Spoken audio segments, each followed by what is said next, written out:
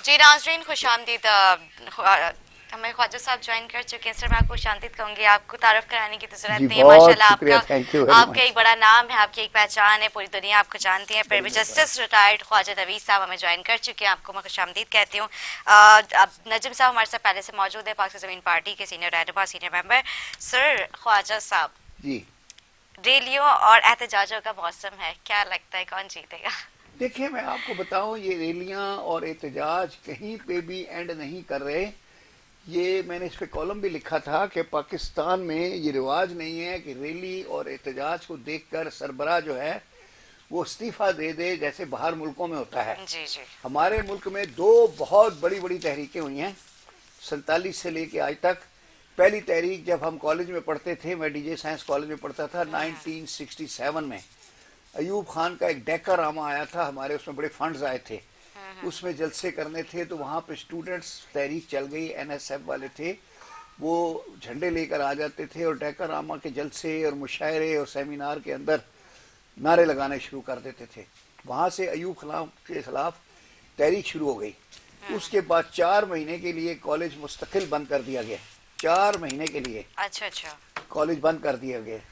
फिर क्या हुआ कि 1967 में शुरू हुई, और फिर क्या हुआ 1969 में 23 मार्च था या क्या था, तो अयूब खान की तकरीर आई, उसके ऊपर रेडियो पाकिस्तान पे, मेरे अजीज हम वतन अस्सलाम वालेकुम, उसने कहा कि मैं जो इख्तदार है जनरल मोहम्मद याया खान के हवाले कर रहा हूँ, अब इंशाल्लाह मुल्क की बागडोर वही संभालेंगे, और कल से आप अपने काम पर आएँ, और तरक्की का बिल्कुल रवां दवां होगा काफिला, और बड़ी ज़बरदस्त आपकी तरक्की होगी, और अब सारे हंगामे ख़त्म हो जाएंगे, सारे एहतजाज चले जाएंगे। बड़ी खूबसूरत तकरीर थी, मुख्तसर थी। उसने कहा मैं जा रहा हूँ, अब तुम जानो, तुम्हारा काम जाने, और याया खान को संभालो। जबरदस्त। याया खान ने क्या किया, मार्शल लॉ लगा दिया, और फिर उस मार्शल लॉ ने मुल्क तोड़ दिया। तो कभी किसी उस एहतजाज के ऊपर किसी सरबराह ने इस्तीफा नहीं दिया। सरबराह ने इस्तीफा दिया जब उस वक्त के आर्मी चीफ जो याया खान बन चुके थे, उन्होंने उसको कहा कि भाई ये अब इख्तिदार मेरे वाले कर दो, तुमने बहुत कर दिया, तो वो गए। उसके बाद बहुत बड़ी मूवमेंट चली पीएनए की, 9 सितारे थे, उसमें एक असगर खान होता था जिसका आज किसी को नाम भी याद नहीं, और उनका एक जुलूस आता था, आया था एयरपोर्ट से, और उल्टा चला था एयरपोर्ट से, और वो बंस रोड पे पहुंचा था रात को 12:30 बजे, 1 बजे जी जलसा सर। हुआ था। हम भी सुबह से, मैं उस वक्त यंग था, मोटरसाइकिल लेके सारा दिन शारा फैसल पे आगे पीछे ऊपर नीचे हम जाते थे, ये देखते थे कि जुलूस की टेल कहाँ पे है। कभी देखते थे नाथा खान गोठ पे है, और उसका अगला सिरा जो है अभी आयशा भवानी पे है, बड़े खुश होते थे कि इतना लंबा जुलूस है। अच्छा। और चलते चलते रात को 12:30 1 बजे तक हम जागते रहे। फिर हम 12:30 1 बजे बंस रोड पे पहुंचे, फ्रेस्को चौक में जलसा हुआ, असगर खान ने जलसा किया। आज उस असगर खान को कोई जानता भी नहीं। फिर क्या हुआ कि जो 9 सितारे थे, जी। उन्होंने जब अपनी मूवमेंट फुल चला ली, उस जमाने में इस तरह से हड़ताल की कॉल आती थी, मुझे आज भी याद है कि 14 फरवरी की हड़ताल होगी, पान की दुकान भी नहीं खुलती थी, और लोग जो बेचारे पान के आदी थे वो अमरूद के पत्ते खाते थे, और पान नहीं मिलता था। इस कदर सख्त हड़ताल होती थी, बैंक भी बंद होते थे, हर चीज। फिर भी इस्तीफा नहीं दिया भुट्टो ने।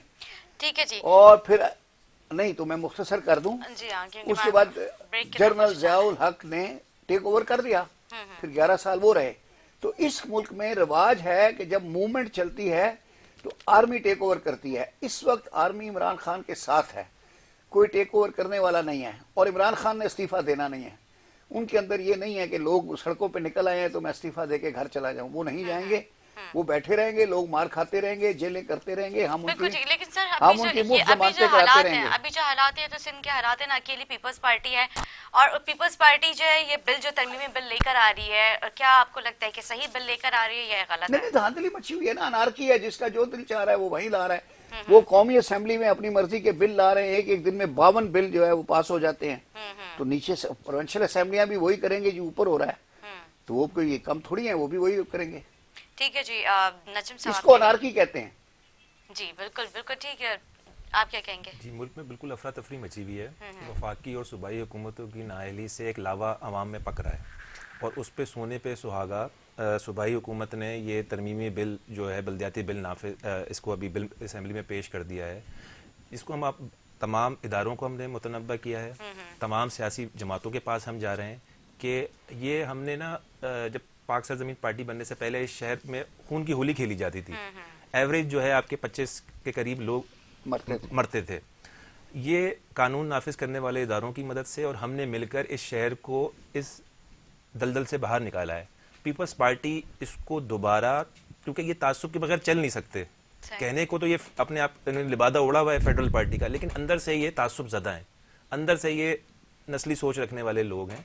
तो ये एक लावा पकड़ा है। हम सब लोगों को मुतनब्बा कर रहे हैं, सब तमाम जो भी मुख्तलिफ लोग हैं मुख्तलिफ पार्टियों के, उनसे मुस्तफा कमाल साहब की मुलाकात भी हुई है, फ़ोन पे बात भी हुई है, और सब ने इस बात पे एग्री किया है कि ये पीपल्स पार्टी का कानून एक काला कानून है और इसको कालादम करार दिया जाए।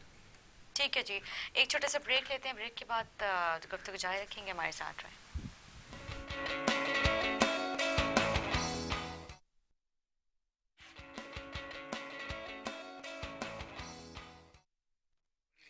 जी नाज़रीन, खुशामदीद।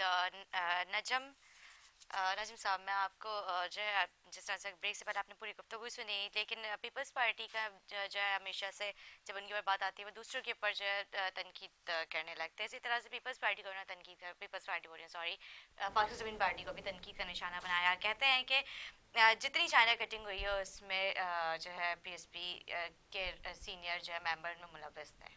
देखिए नहीं, चांद पे थूकने से ना थूक आपके मुंह पे ही आता है जब आसमान की तरफ आप मुंह करके थूकते हैं। इनकी कौन सी परफॉर्मेंस है? इन्होंने 10,242 अरब रुपए 13 साल में खर्च किए हैं, सेहत पे एजुकेशन पे 2300 अरब रुपए खर्च किए हैं, और 70 लाख बच्चा जो स्कूल जाने वाली उम्र में बच्चे हैं वो स्कूल से बाहर हैं। हेल्थ आप देख लें, कोई सेक्टर आप उठा के देख लें, वो अपने मुंह बोलता बर्बादी की एक तस्वीर बना हुआ है। और उस पे भी आप ये शहरी इलाकों के जो मेट्रोपॉलिटन कॉरपोरेशंस के जो इदारे थे, अब्बासी शहीद हॉस्पिटल, रफ़ीकी शहीद hospital, leprosy centre, Sobhraj hospital, Karachi institute of heart disease, ये आपने इसको अपने अंडर ले लिया, इसको भी तबाह बर्बाद करेंगे, इसके मिलने वाले फंड भी खाएंगे। कल मैं एक पीपल्स पार्टी के किसी की बात सुन रहा था कि वो इसलिए अंडर कर दिया है सेहत और एजुकेशन कि उनको तनख्वाह टाइम पे नहीं मिलती थी। तो तनख्वाह बल्दियाती इदारे को देने वाला सूबाई हुकूमत ही तो है। जब आप उनको एक तो टाइम पे तनख्वाह, आप उनको फंड्स नहीं दे रहे और उनसे आप इख्तियारात भी छीन रहे हैं। बिल्कुल ठीक कह रहे हैं, लेकिन उनका कहना है कि मुस्तफा साहब के दौर निजामत में जो है वो पाकिस्तान ज़मीन पार्टी के चेयरमैन बन के बैठे हुए हैं, ये उनके दौर में सारे मामला हुए थे, चाइना कटिंग वगैरह। नहीं नहीं, ऐसा कुछ नहीं हुआ। वो एक TP2 की बात करते हैं। TP2 पे ये प्रेडी स्ट्रीट पे आपकी एक इंक्रोचमेंट थी, वहाँ आपके मेन रोड पे लोग बैठे हुए थे और कई सालों से बैठे हुए थे। उनको सिटी काउंसिल से पास करा के KP2 महमूदाबाद में जो एक एक्सपेंशन थी वाटर बोर्ड की, 100 मतलब एकड़ के बाद जो एक्सपेंशन हुई थी, होने के जो लैंड बचती थी उस पे उसको आबाद किया गया था। सिटी काउंसिल से उसकी मंजूरी हुई थी। चाइना कटिंग मुस्तफा कमाल साहब के दौर में नहीं हुई, इन्हीं के दौर में हुई है। ये सबसे बड़े चाइना कटर हैं। ओमनी ग्रुप, अदी, टप्पी, ये एक पैरेलल हुकूमतें चलती हैं इनकी। ये उस नीचे से पैसा डिपार्टमेंट से लेते हैं और ऊपर तक जाता है। और स्विस बैंकों के सरे महल के किस्से आपको पता है, ये सारे इन्हीं पैसों से बनते हैं। जी ख्वाजा साहब। जी जी बिल्कुल, ये बहुत बड़े बड़े नाम लिए हैं इन्होंने, और ये सारे नाम हर आदमी को जुबानी याद है। लेकिन क्या है कि हुकूमत चूँकि इन्हीं की है पिछले 15-16 साल से, तो कोई भी महकमा नैब में भी इन लोगों को नहीं पकड़ा लगे। वो तो फेडरल अदारा है, लेकिन ये नाम भी इन्होंने बताए हैं, इनको पता है और नैब को भी पता है। लेकिन वो क्यों नहीं इनको सेक्शन 19 का नोटिस इशू करते। और मेरी आपके तवस्सुत से दरख्वास्त है कि फौरी तौर पे ये जो नाम इन्होंने बताए हैं इनको रजिस्टर करें और इनको नोटिस इशू करें। ये वो लोग हैं कि रोज कलेक्शन करते हैं, एवरी डे। बिल्कुल ठीक कह रहे हैं ख्वाजा साहब। अभी ये टाउन सिस्टम लाया जा रहा है, क्या इसमें शहरियों के मसाइल हल हो सकते हैं? इंशाल्लाह हो जाएंगे।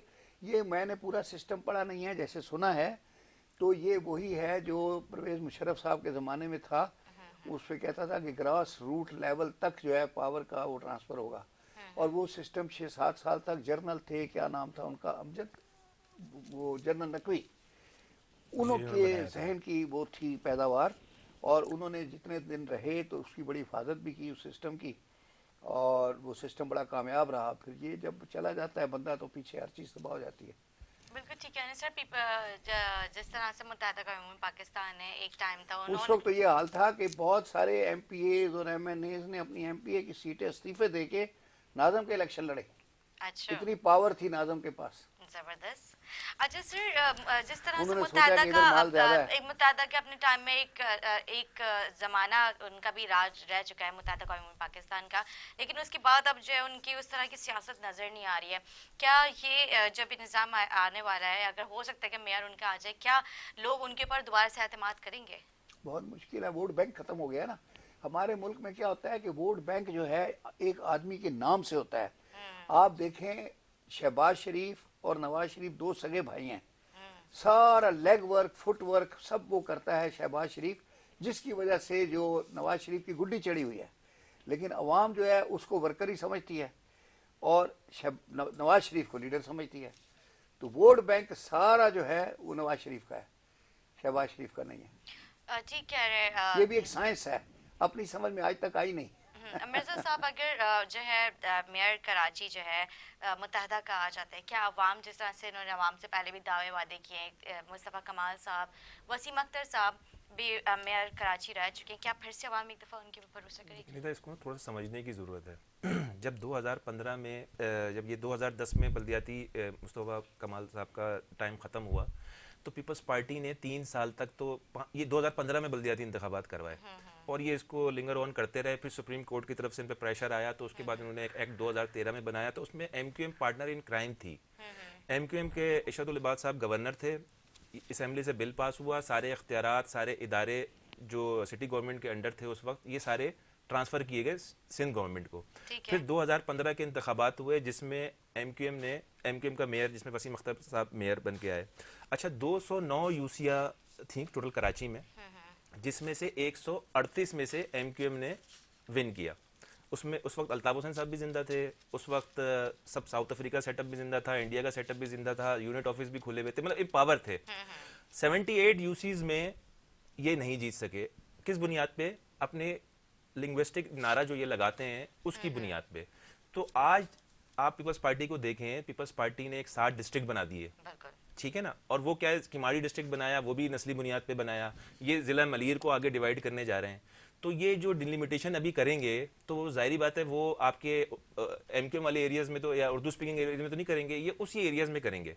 तो एमक्यूएम के फार्मूले पे तो इनका भी कोई डिस्ट्रिक्ट चेयरमैन भी आ जाए तो वो बड़ी बात होगी, जो अभी ये डिवीजन होने जा रही है। बिल्कुल। तो इनकी पीपल्स पार्टी का होमवर्क है। अच्छा, पीपल्स पार्टी के होमवर्क में पाक सरजमीन पार्टी शामिल नहीं है। उनके जहन में नहीं था कि पाक सरजमीन पार्टी, क्योंकि एक नेशनल पार्टी है, इसमें तमाम इकाइयाँ हैं।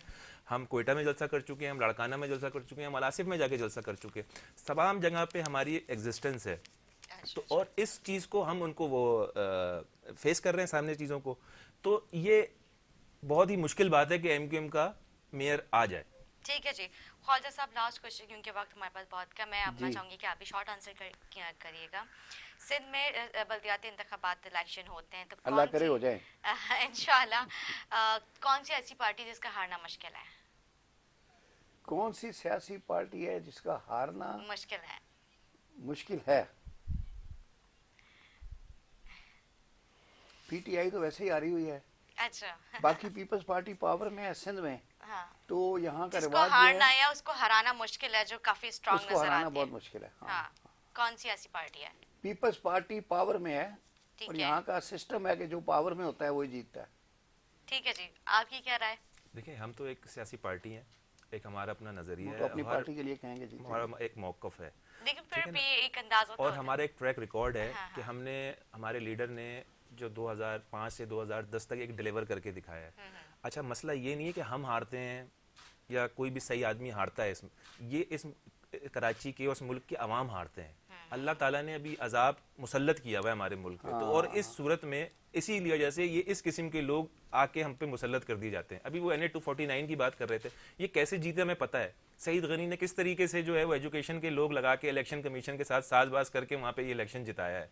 तो ये हम नहीं हार रहे, ये कराची की आवाम हार रही है, और अल्लाह ताला का एक अजाब मुसल्लत है, तो वो भी मेरे ख्याल से कंटिन्यू होगा।